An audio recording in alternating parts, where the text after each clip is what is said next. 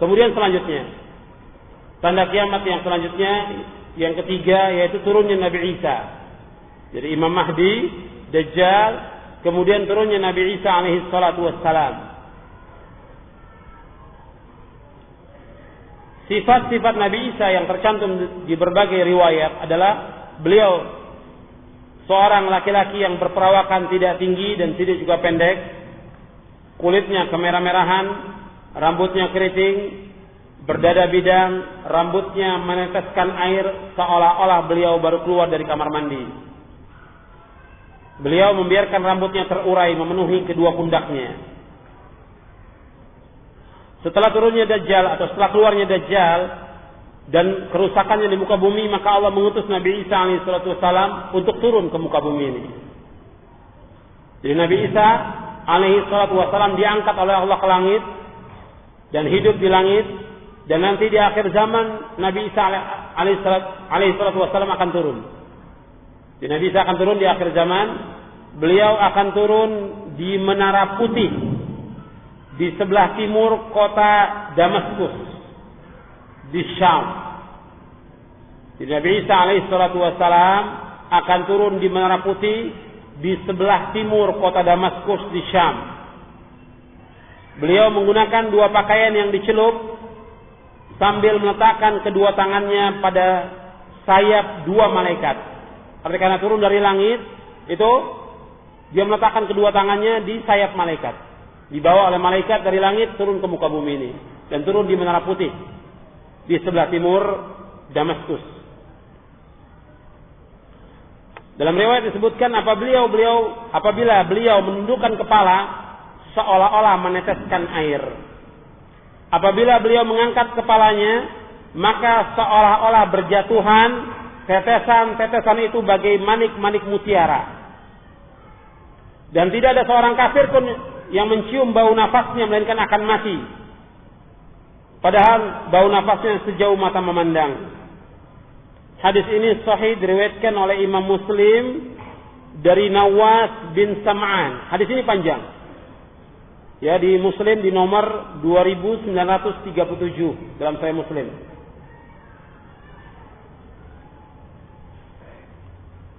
Tentang turunnya Nabi Isa alaihi salatu wassalam, Nabi Isa ini turun di tengah-tengah golongan yang selamat, al-firqatun najiyah, at-ta'ifah al-mansurah. Yang Nabi Isa akan membantu at-ta'ifah al-mansurah dengan Imam Mahdi untuk memerangi orang-orang Yahudi. Jadi mereka berkumpul untuk memerangi Dajjal. Kemudian memerangi orang-orang Yahudi. Jadi Nabi Isa turun pada waktu didirikannya salat subuh dan salat di belakang pemimpin golongan tersebut, yaitu Imam Mahdi. Nabi Isa tidak membawa syariat yang baru. Nabi Isa mengikuti syariat yang dibawa oleh Nabi Muhammad sallallahu alaihi wasallam. Dan Nabi Isa tidak membawa syariat baru. Karena itu ketika Nabi Isa turun pada waktu salat subuh, didirikannya salat subuh, kemudian Nabi Isa disuruh untuk jadi imam. Tidak tahu Nabi Isa. Kata Nabi Isa alaihi wasallam, imamukum minkum. Imam dari kalian. Bukan dari saya, kamu yang jadi imam. Ya, Nabi Isa mengikut aja. Jadi imam itu Imam Mahdi yang menjadi imam, bukan Nabi Isa. Imamukum minkum takrimatullahi li hadzal ummah, merupakan kemuliaan Allah terhadap umat ini. Dalil tentang turunnya Nabi Isa alaihi salatu wassalam disebutkan Allah dalam beberapa ayat Al-Qur'an. Di antaranya di dalam Surah Al-Imran ayat 55. Idz qala Allah ya Isa inni mutawaffika wa rafi'uka ilayya wa mutahhiruka minal ladzina kafaru wa ja'ilul ladzina ittaba'uka fawqa alladzina kafaru ila yaumil qiyamah. Tsumma ilayya marji'ukum fahkum bainakum bima kuntum fihi takhtalifun.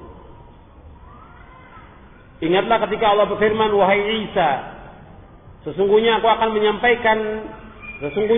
menyampaikanmu kepada akhir ajalmu dan mengangkatmu kepadaku serta membersihkanmu dari orang-orang kafir dan menjadikan orang-orang yang mengikuti kamu di atas orang-orang kafir hingga hari kiamat. Kemudian hanya kepada akulah kalian kembali, lalu aku memutuskan di antara kalian tentang hal-hal yang kalian berselisih padanya. Para ahli tafsir berbeda pendapat mengenai ayat ini, mutawaffika wa rafi'uka ilayya. Sesungguhnya aku akan menyampaikanmu kepada akhir ajalmu dan mengangkat kamu kepadaku. Menurut Imam Qatadah dan yang lainnya, di sini dalam ayat ini ada takdim, ada takhir. Yang sebenarnya inni rafi'uka ilayya wa mutawaffika. Sesungguhnya aku akan mengangkatmu dan akan mewafatkanmu. Jadi tawaffi di sini bukan berarti diwafatkan. Artinya disempurnakan. Sebagaimana juga orang-orang yang tidur Allah sebutkan dengan lafaz tawaffi dalam surah Az-Zumar, Allahu yatawaffal anfusa hina mautiha wallati lam tamut fi manamiha. Jadi penafsiran ayat ini menunjukkan bahwa Nabi Isa alaihissalam diangkat ke langit dan nanti Nabi Isa akan diwafatkan oleh Allah setelah dia turun ke muka bumi dan dia berada di muka bumi ini selama 40 tahun, kemudian baru Allah akan wafatkan. Ayat yang lain lagi dalam surah An-Nisa ayat 157 158. Ayat 157 ayat 158. Wa qaulihim inna qatalna al-masih Isa ibn Maryam Rasulullah wa ma qataluhu wa ma salabuhu walakin shubbiha lahum wa innal ladzina ikhtalafu fihi la fi shakkin min ما لهم به من علم إلا اتباع الظن وما قتلوه يقينا بل رفعه الله إليه وكان الله عزيزا حكيما وقولهم إنا قتلنا المسيح عيسى بن مريم. Dan karena ucapan mereka sungguhnya kami telah membunuh Al-Masih Isa putra Maryam Rasulullah, padahal mereka tidak membunuhnya. Wa ma qataluhu wa ma salabuhu. Mereka tidak membunuhnya dan tidak pula menyalibnya. Tetapi yang mereka bunuh ialah orang yang diserupakan dengan Isa bagi mereka. Sesungguhnya orang-orang yang berselisih paham tentang pembunuhan Isa benar-benar dalam keraguan tentang yang dibunuh itu. Mereka tidak mempunyai keyakinan tentang siapa yang dibunuh kecuali mengikuti persangkaan belaka. Mereka tidak pula yakin bahwa yang mereka bunuh adalah Isa, tetapi yang sebenarnya Allah mengangkat Isa kepadanya dan adalah Allah Maha Perkasa lagi Maha Bijaksana. Di sini di ayat 158, bal rafa'ahu Allahu ilaihi wa kana Allahu azizan hakima. Bal rafa'ahu Allahu ilaihi, bahkan Allah mengangkat ke langit. Dan Allah itu Maha Gagah dan Maha Bijaksana. Jadi Allah mengangkat Nabi Isa dalam keadaan hidup dengan ruh dan jasadnya. Ayat ini sebagai dalil untuk membantah orang-orang Yahudi yang menyangka Isa dibunuh dan disalib. Kalau yang diangkat rohnya saja, maka apa bedanya Nabi Isa dengan nabi-nabi yang lain? Bahkan juga dengan kaum mukminin, karena semua roh itu akan diangkat oleh Allah ke langit. Jadi kalau dikatakan yang diangkat itu cuma rohnya saja, tidak beda antara Isa dengan yang lainnya. Lantas apa gunanya disebutkan dalam ayat ini barrafa'ahu Allah ilaihi?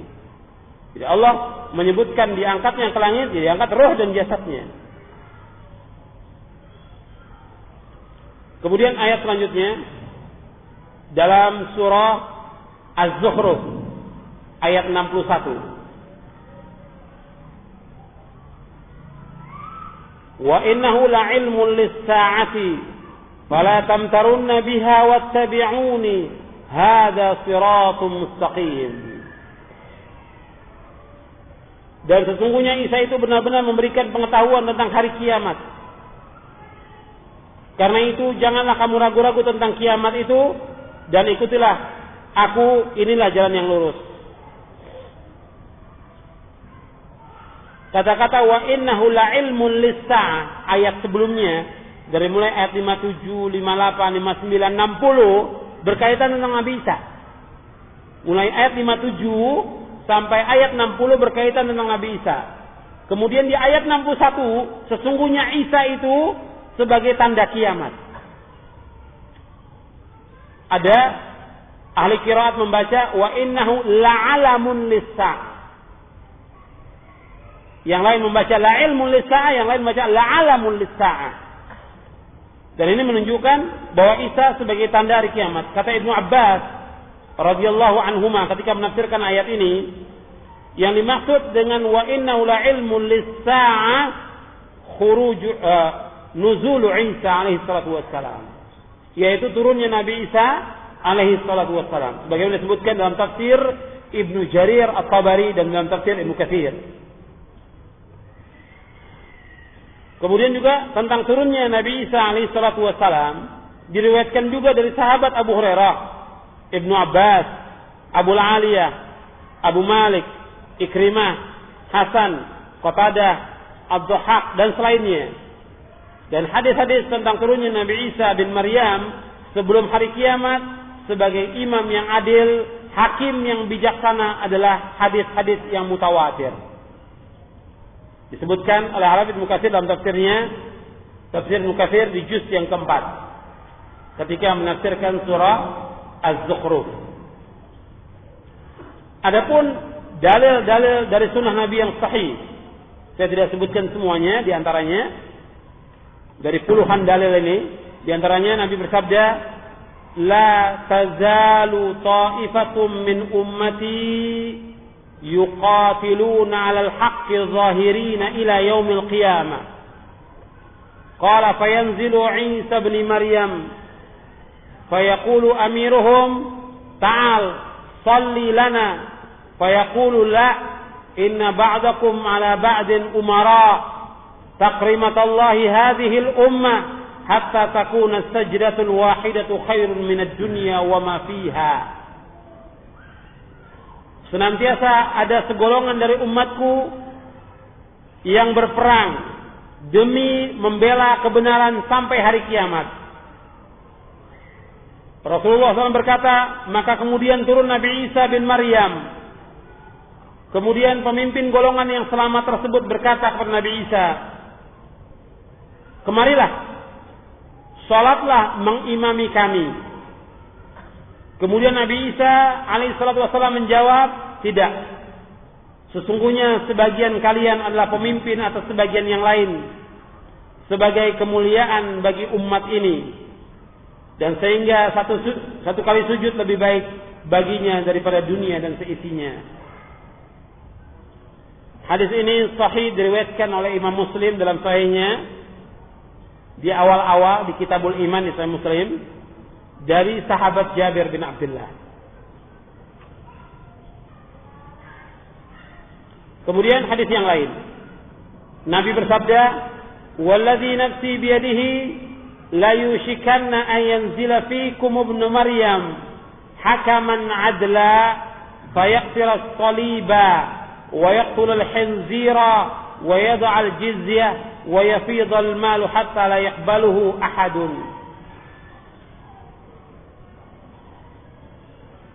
Dan demi jiwaku yang berada dalam genggamannya, sudah dekat saatnya di mana akan turun pada kalian Isa bin Maryam sebagai hakim yang adil.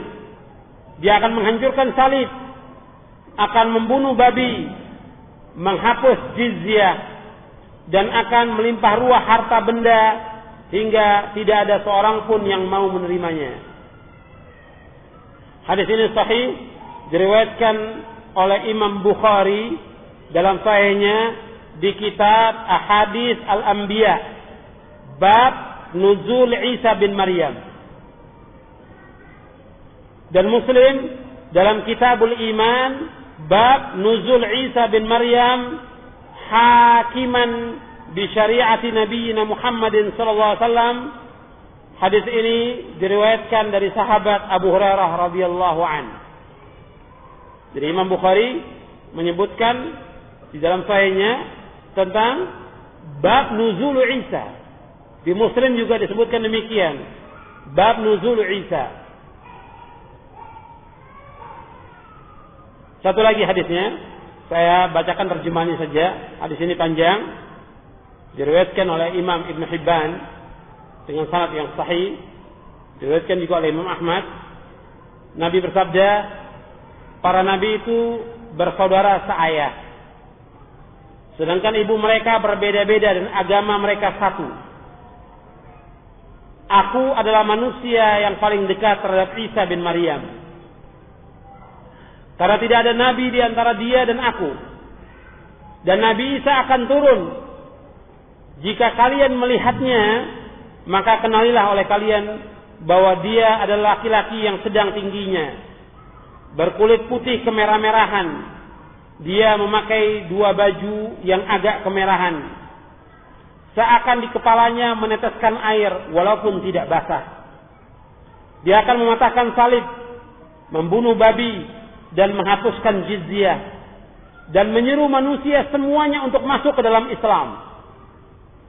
Di zamannya Allah menghancurkan seluruh agama kecuali Islam. Artinya semuanya agama akan dihancurkan kecuali Islam yang akan tetap. Dan Allah akan membunuh Dajjal. Artinya menyuruh Nabi Isa untuk membunuh Dajjal. Kemudian terciptalah keamanan di muka bumi ini.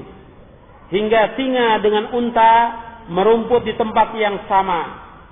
Demikian pula macan dan sapi, juga serigala dan kambing. Dan anak-anak kecil bermain-main dengan ular tanpa membahayakan mereka. Beliau tinggal selama 40 tahun. Kemudian wafat dan kaum muslimin mensalatkannya. Artinya mensalatkan Nabi Isa. Hadis ini diriwayatkan oleh Imam Abu Daud, diriwayatkan oleh Imam Ibn Hibban. Hadis ini dalam kitab Ta'liqatul Hisan di Sahih Ibn Hibban di nomor 6775, nomor 6782 dengan sanad yang sahih. Hadis ini diriwayatkan juga oleh Imam Ahmad dalam Musnad yang di juz yang kedua dari sahabat Abu Hurairah. Syekh Albani juga membahas hadis ini dalam kitabnya Silsilah Hadis As-Sahihah di juz yang kelima.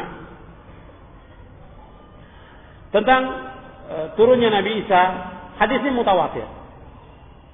Ya, tentang turunnya Nabi Isa, dan Nabi Isa nanti akan berkumpul bersama Imam Mahdi dan juga kaum muslimin At-Taifah Al-Mansurah untuk memerangi Dajjal dan memerangi orang-orang Yahudi. Dan orang Yahudi itu akan hancur, kalah, dan semua akan membantu kaum mukminin. Sampai orang Yahudi bersembunyi di balik pohon, maka pohon itu akan berkata, wahai orang mukmin, di belakangku ada Yahudi, kamu bunuh. Ketika orang Yahudi bersembunyi di balik batu, batu itu akan berkata, wahai orang mukmin, Yahudi ini di balikku, bunuh, dibunuh. Kecuali satu pohon aja yang tidak memberitahu, yaitu pohon Gharqad. Kata Rasulullah, yaitu pohonnya orang Yahudi. Orang Yahudi akan dihabiskan. Setelah itu ada masa-masa kedamaian, masa-masa aman, masa-masa tenang yang disebutkan di sini, yaitu terciptalah keamanan di muka bumi hingga singa dengan unta merumput bersama. Demikian juga macan dan sapi, serigala dan kambing, bahkan anak kecil main dengan ular tanpa membahayakan mereka. Isa tinggal selama 40 tahun, kemudian wafat dan disolatkan oleh kaum mukminin. Tentang turunnya Nabi Isa di dalam kitab Asyratus Sa'ah, di Dr. Yusuf Al-Wabil disebutkan tentang turunnya Nabi Isa memberikan hikmah yang besar. Di antaranya untuk membantah orang-orang Yahudi yang beranggapan mereka telah membunuh Isa. Orang Yahudi menganggap bahwa mereka telah membunuh Isa. Dengan turunnya Nabi Isa membantah anggapan itu, membantah anggapan yang tidak benar. Sebab Allah sudah mengatakan wa ma qataluhu wa ma salabuhu walakin syubbiha lahum. Kemudian Di antara hikmahnya, Nabi Isa sebagaimana terdapat dalam Injil menyebutkan tentang keutamaan umat Muhammad. Artinya dalam kitab Injil itu disebutkan bahwa Nabi Isa memuji tentang keutamaan Nabi Muhammad dan beliau berdoa agar dimasukkan di antara mereka. Dan ternyata benar. Nabi Isa mengikuti Nabi Muhammad SAW, tidak membawa syariat baru. Kemudian Nabi Isa turun dari langit untuk dimakamkan di muka bumi, karena tidak ada makhluk dari tanah yang mati, artinya tidak ada yang mati di langit atau dikuburkan di sana. Semua dikuburkan di muka bumi ini. Kemudian turunnya Nabi Isa membongkar kebohongan Nasrani, akan menghancurkan salib, membunuh babi, dan akan menghapuskan jizyah.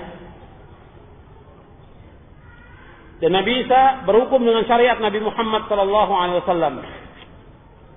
Nabi Isa akan berhukum dengan syariat Nabi Muhammad SAW.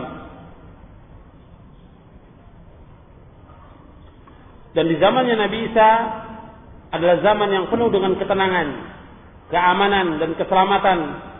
Allah mengirimkan hujan yang deras, menjadikan bumi mengeluarkan tumbuh-tumbuhan dan buah-buahan, harta melimpah, serta hilang sifat-sifat iri, benci, dan dengki.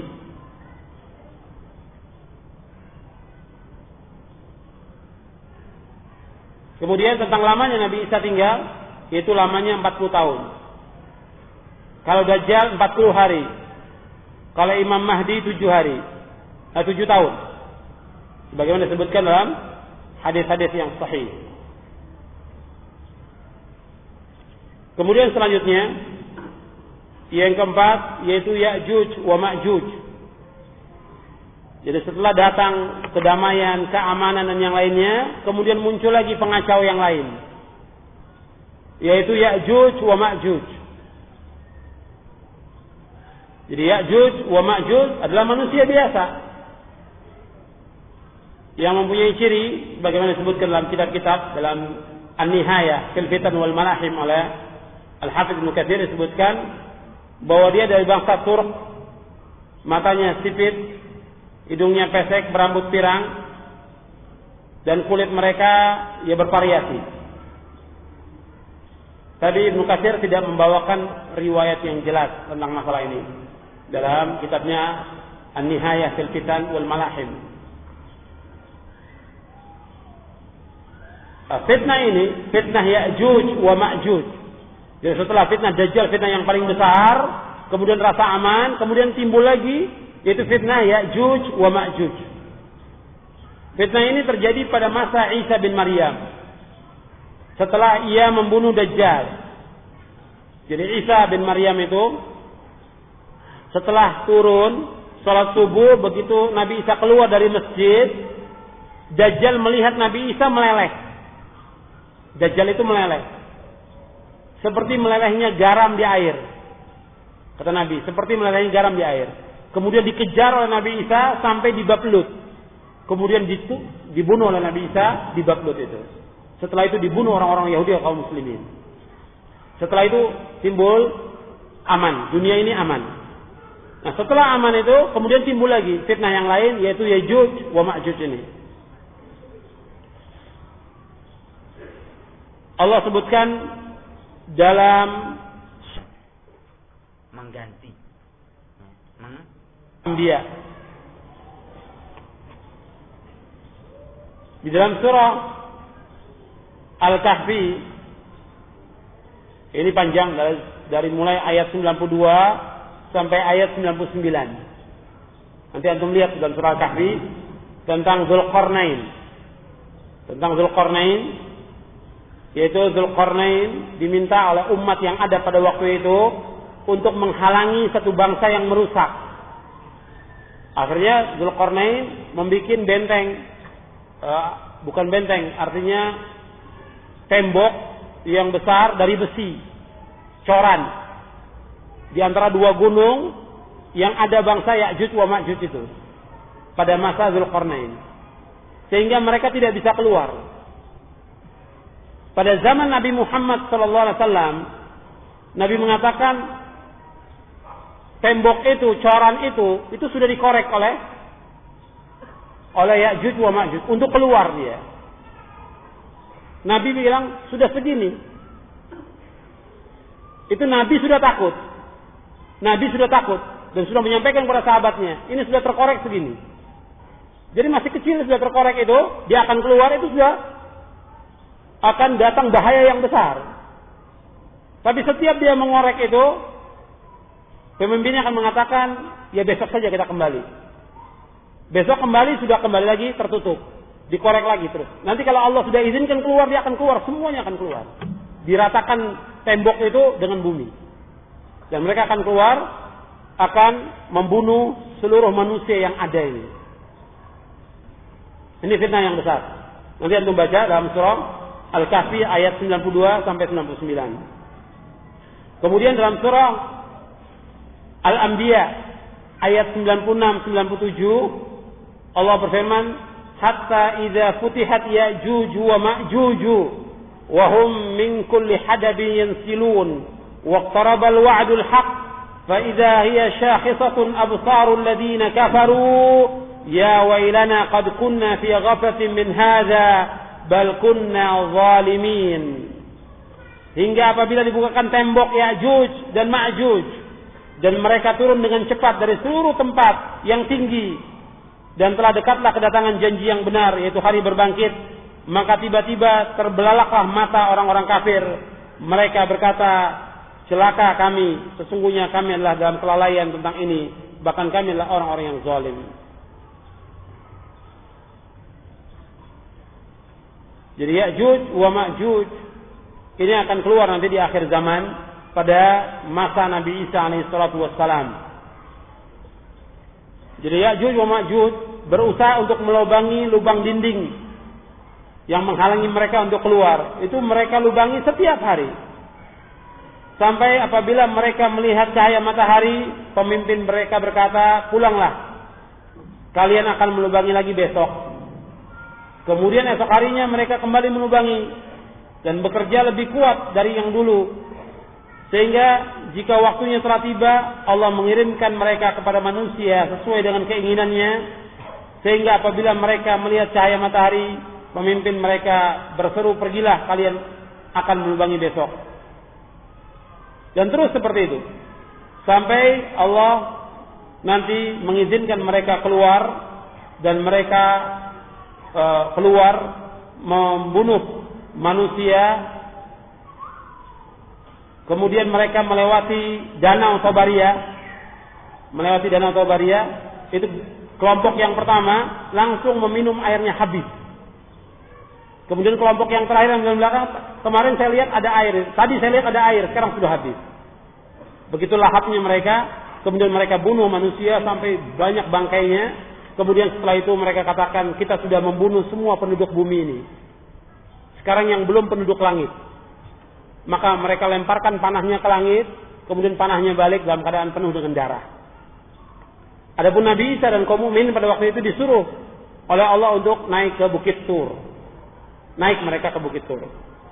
Dan kemudian Isa berdoa dan juga kaum mukminin berdoa agar mereka diselamatkan. Kemudian Allah turunkan ulat.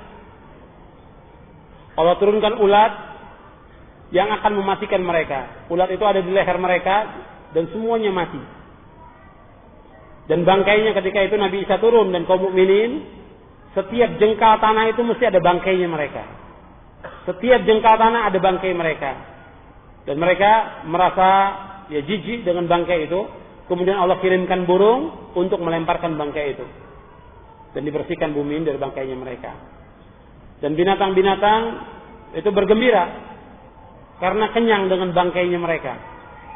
Sampai disebutkan binatang itu tashkaru, yaitu gemuk mereka dengan bangkainya Ya'juj wa Ma'juj.